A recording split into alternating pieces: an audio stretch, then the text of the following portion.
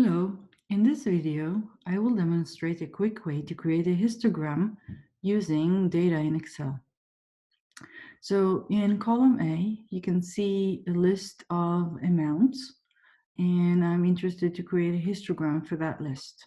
So what I'll do is I'll click on column A, go to Insert, and go to the area of all the charts and choose, you see here, Insert Histogram, and I'll choose the first one.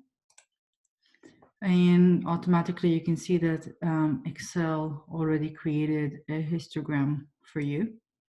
Now, the numbers of columns in that histogram is a function of how you calculate that. If you follow Strese's rule, in that specific numbers of observations, we have 200, we need about 8 columns. So we see here only 6.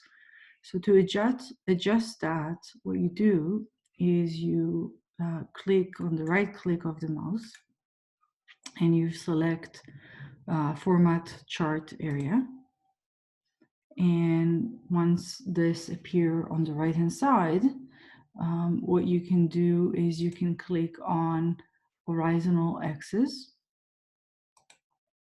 and then click on the chart axis option.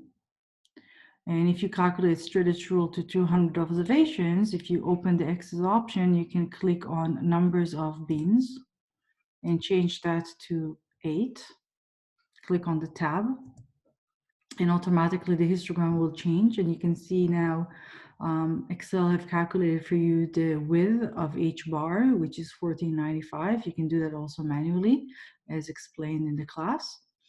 And you can see now the lower and upper bound of each bar in the chart. So that is a very quick way to create a histogram. What left you to do is to customize the labels, and you are done.